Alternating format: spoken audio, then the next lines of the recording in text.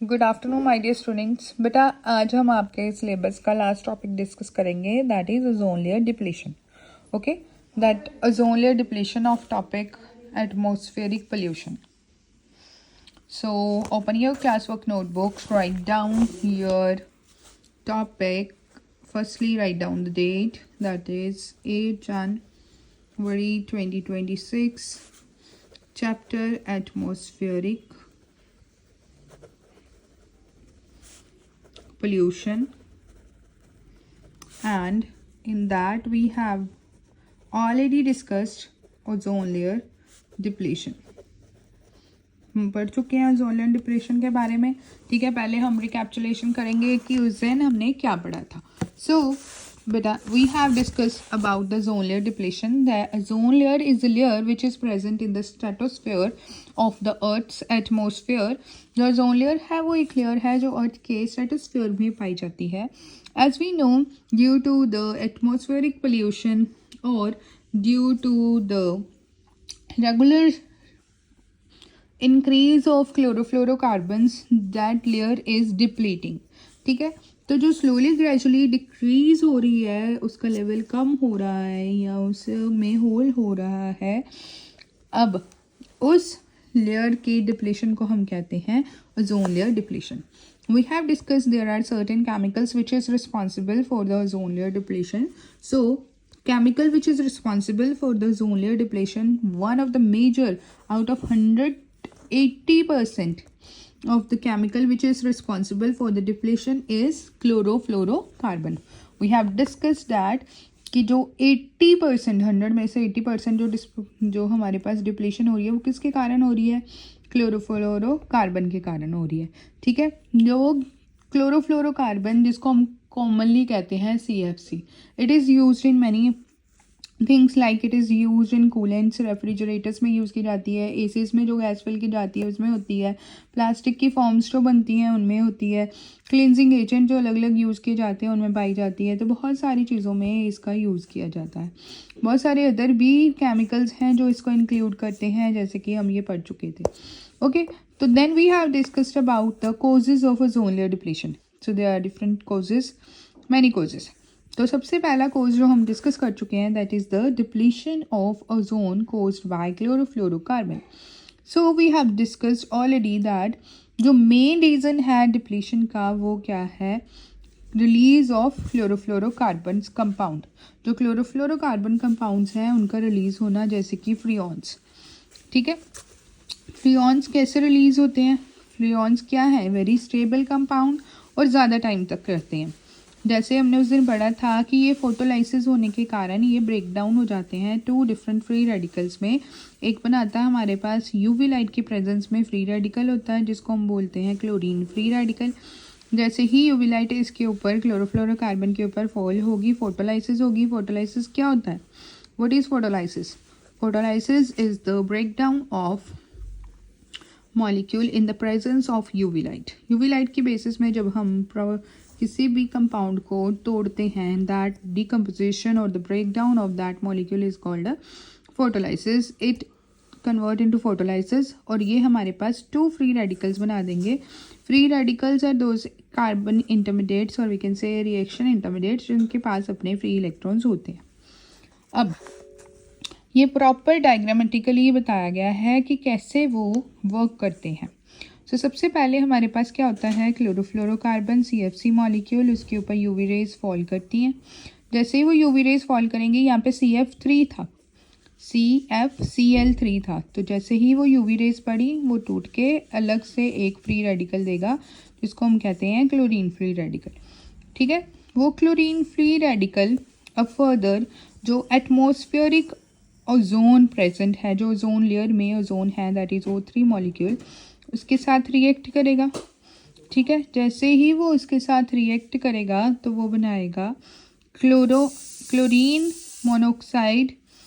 ठीक है, CO chlorine monoxide और क्लोरीन ऑक्सीजन मॉलिक्यूल. एक ऑक्सीजन और क्लोरीन आपस में कंबाइन होके ये मोनोक्साइड बना देंगे. ठीक है, और बचे हमारे पास कितने oxygen molecule? Out of 3 how many is left? If 1 is removed 2 is left. 2 दोनों मिलके क्या बना देंगे? Oxygen molecule.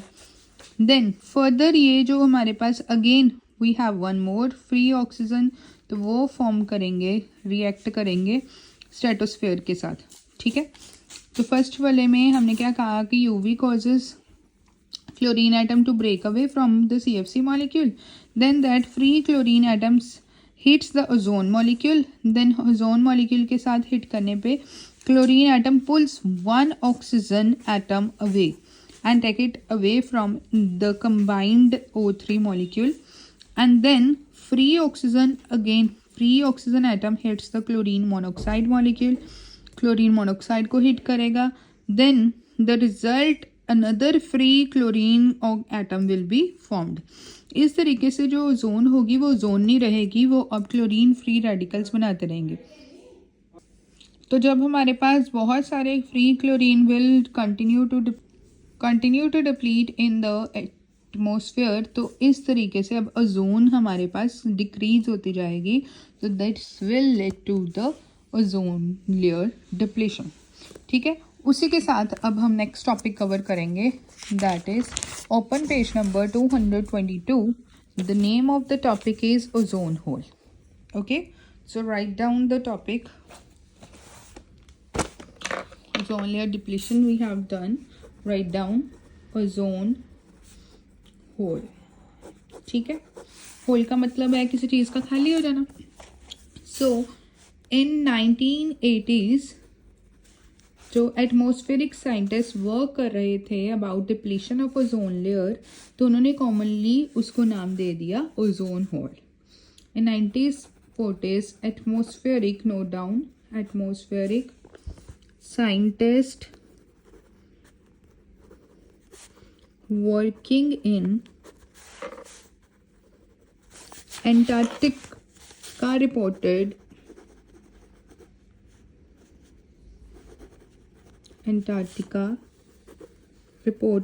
about depletion of ozone layer, which is commonly known as ozone hole. Okay, उसको ही हम क्या बोलते हैं, ओजोन होल. जो 1980s में एटमॉस्फेरिक साइंटिस्ट हैं, उन्होंने अंटार्कटिका में ये रिसर्च की और वहाँ पे डिप्लीशन जो ओजोन लेयर की हो रही थी, ख़त्म हो रही थी ओजोन लेयर, वहाँ से जो स्ट्रेटोस्फेयर है, तो उसी को नाम दिया गया ओजोन होल. अब क्वेश्चन ये है कि what is ozone hole. So write down ozone hole as a key term. It refers to the regions of severely reduced ozone layer. ये उस जगह को रेफर करती है जहाँ पे बहुत ज़्यादा ओजोन लेयर रिड्यूस हो चुकी है, ख़त्म हो चुकी है, ठीक है. So one of the highest such ozone layer appear annually over Antarctica ocean between Antarctica, not an ocean, sorry, Antarctica between September and November. कहाँ पे देखा गया है? Largest, one of the largest such hole appear annually, every year देखा जाता है, over Antarctica between, किस month में? सितंबर एंड नवंबर. इन दोनों मंथ्स में हम वहाँ पे ऑब्जर्व कर सकते हैं. Okay, so ozone layer hole क्या है? It is the another name of ozone layer, but actually हम ये उस रीजन को रेफ़र करते हैं, उस जगह को रेफ़र करते हैं जहाँ पे ज़्यादा रिड्यूस्ड या कम हो चुकी है ओजोन लेयर, उस जगह को हम बोलेंगे ओजोन होल. तो वर्ल्ड में लार्जेस्ट ओजोन होल जो अपीयर हुआ है एनुअली हम देखते हैं अंटार्कटिका पे in the month September and Novembers. Okay, so what are the effects of ozone depletion? तो इसके क्या क्या इफेक्ट्स होते हैं, let's discuss about that. So open book page number 22. 222. So ozone layer depletion we have discuss कि 1980s में atmospheric scientist Antarctica में report कर चुके हैं कि डिप्लेशन हो रही है ओजोन लेयर की, जिसको हम क्या कहते हैं, ओजोन होल, ठीक है। और जो ओवर द साउथ पोल है which allows the harmful UV rays to sun to penetrate the earth's atmosphere, that is called the ozone hole. अब ओजोन लेयर का फंक्शन क्या था कि उसने अर्थ को प्रोटेक्ट करके रखना है और यूवी रेज को अर्थ के सरफेस पे नहीं लाए होने देना। बट अब जैसे जैसे होल हो रहा है तो उस होल में से डायरेक्टली जो जितनी भी यूवी रेज होंगी वो सारी पास हो जाएंगी। अब प्रोटेक्शन का काम खत्म होता जा रहा है। तो ओजोन लेयर किसको रेफर करता है, region of severely reduced ozone layer, one of the largest hole appear annually over Antarctica in the month September and November. So let's discuss about the effects.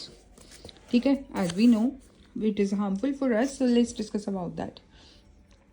Depletion of ozone layer would result in increase in UV rays reaching earth surface. सबसे पहला जो उसका function था कि इसने protect करके रखना है हमारी अर्थ की सरफेस को from harmful UV raise.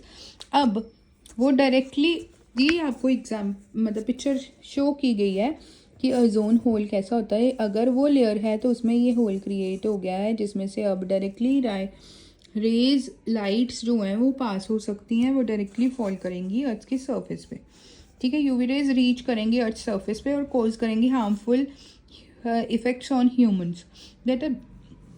But अब वो अगर हार्मफुल हैं वो किस वे में है, एनिमल्स के लिए भी हार्मफुल है, प्लांट्स के लिए भी हार्मफुल है। अब उसी यूवी रेज के कारण हमारे पास क्या होती है, फॉरेस्ट फायर जो अपने आप लगती है, जो हम कहते हैं, ठीक है। So continuous exposure to UV radiation can lead to very many health problems, जैसे कि स्किन प्रॉब्लम हो जाती है as aging and they may cause a skin cancer also. Regular ही हमारे ऊपर वो हार्मफुल यूवी रेज पड़ेंगी तो हमारे स्किन एलर्जी हो जाएगी, सनबर्न हो जाएगा, ठीक है। तो उस अगर लॉन्ग टाइम हम उस इफेक्ट को झेल रहे हैं तो they may lead to a skin cancer also. Weakening of immune system, हमारा इम्यून सिस्टम जो है वो वीक हो जाएगा। कॉर्नियल कैटरेक्ट्स जो आइज़ हैं उसकी डिजीज़ हो जाएंगी, ठीक है। That is one of the specific disease in the of the eyes जिसमें ब्लाइंडनेस तक हो सकती है, ठीक है।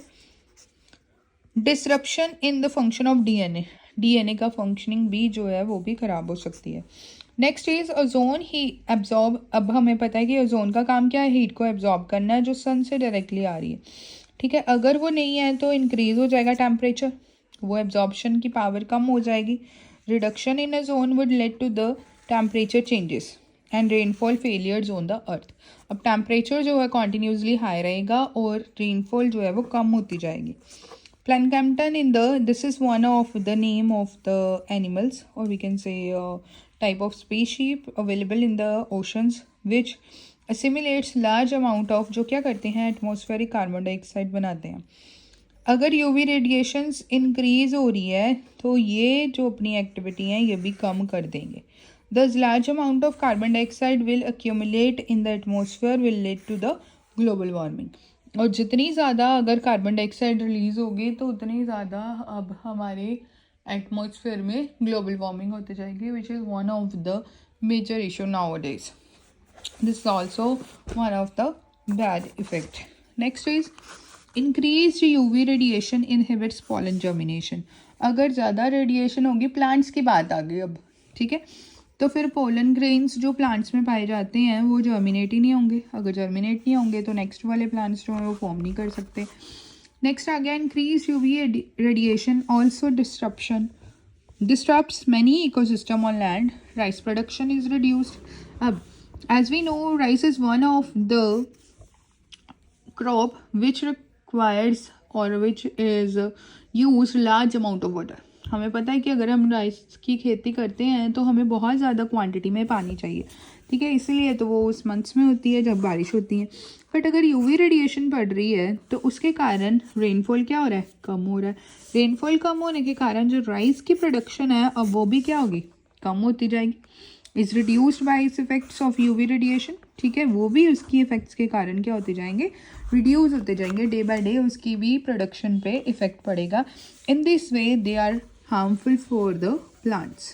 तो अगर आपको हार्मफुल इफेक्ट्स ऑफ प्लांट्स बोले जाएँ तो आप ये दोनों पॉइंट्स उसमें लिख सकते हैं। Increase concentration of UV rays disturb the ecological balance in marine ecosystem.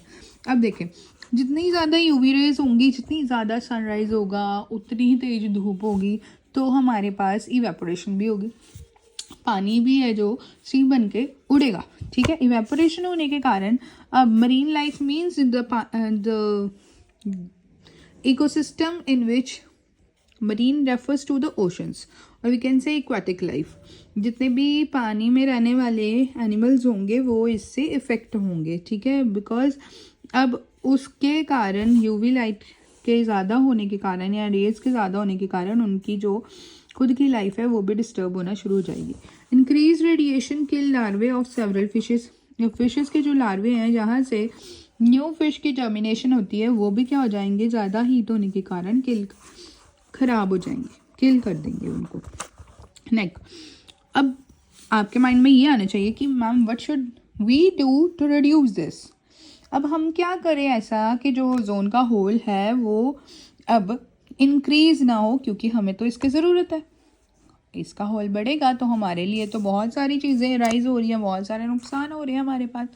तो इसलिए हमें ऐसा कुछ करना होगा जिससे इसकी डिप्लीशन रुक जाए, जो नहीं भी रुक सकती तो कम हो जाए। तो उसके लिए सबसे पहला कोर्स हमने क्या पढ़ा था, दैट इज़ क्लोरोफ्लोरोकार्बन। तो हमें ऐसे प्रोडक्ट्स यूज़ करने हैं जिसमें CFC का यूज़ कम होता हो। उस क्लोरोफ्लोरोकार्बन्स की जगह पे हम कुछ और अल्टरनेटिव ढूंढें जिससे इसकी डिप्लीशन कम हो सके। So what is the efforts? Use the products that contains the substitute of chlorofluoro। हम क्लोरोफ्लोरो की तरह काम करने वाला कोई और प्रोडक्ट यूज़ कर लें, ना कि क्लोरोफ्लोरो। जैसे कि हमारे पास एक बहुत ही अच्छा सब्सटीट्यूट है, दैट इज़ हाइड्रोक्लोरोफ्लोरोकार्बन्स। अगर हम हाइड्रोक्लोरोफ्लोरोकार्बन्स यूज़ करेंगे तो उससे हम अपनी ओजोन लेयर की डिप्लीशन को प्रिवेंट कर सकते हैं। ठीक है, नेक्स्ट चीज़, हम कोई ऐसा इंटरनेशनल प्रोग्राम लगाएं जिससे क्या होगा, अवेयरनेस क्रिएट हो।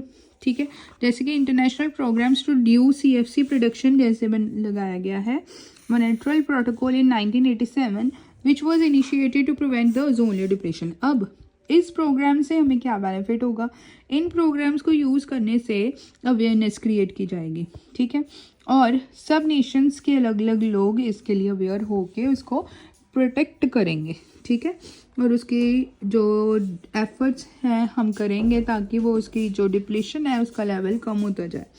Conference held in London in 1989 by British government and the United Nations environmental program stress on the final withdrawal of ozone depletion CFC।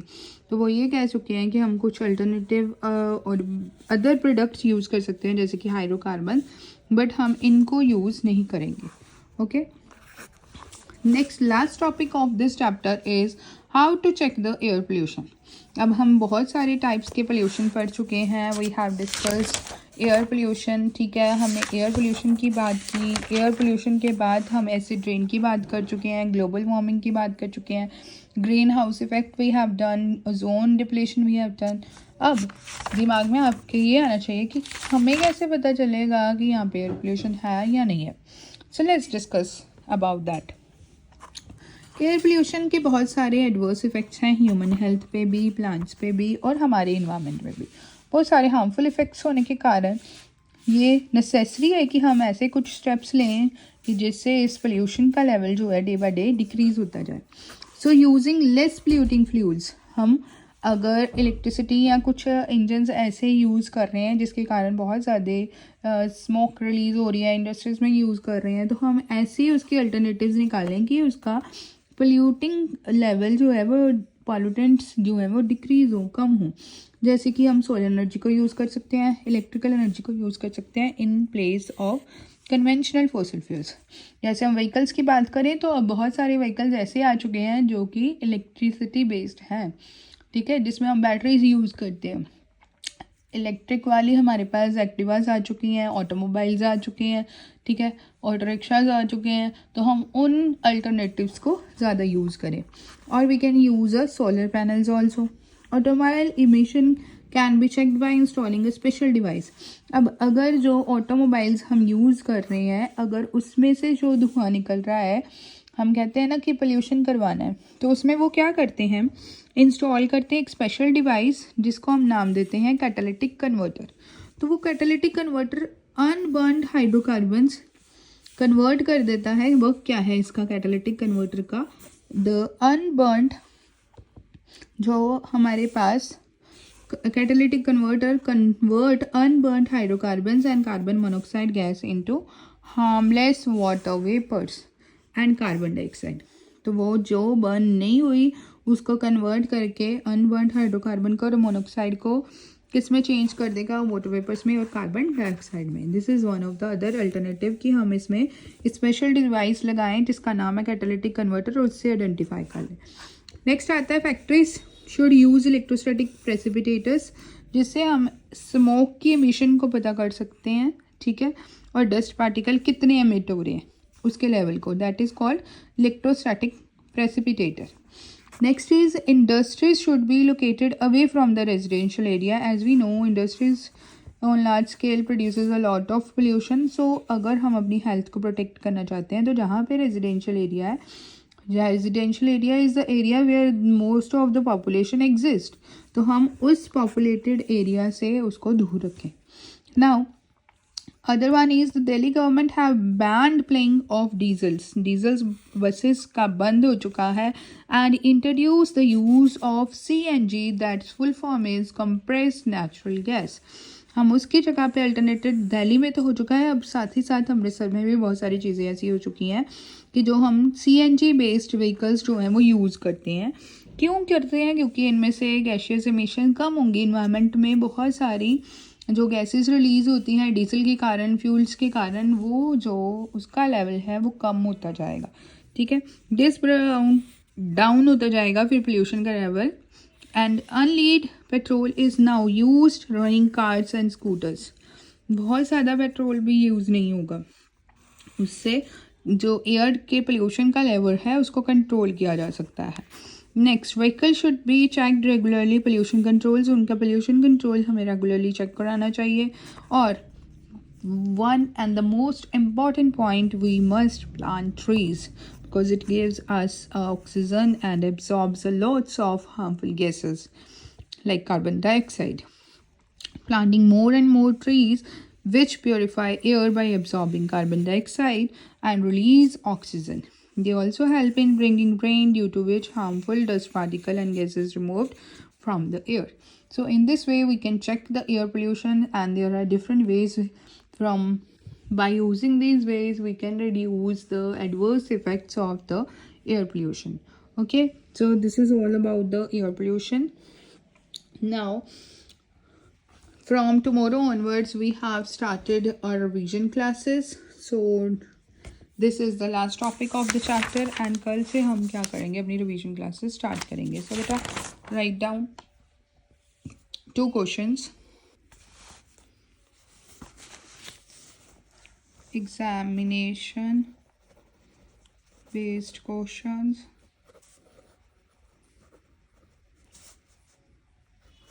First, describe the methods of saving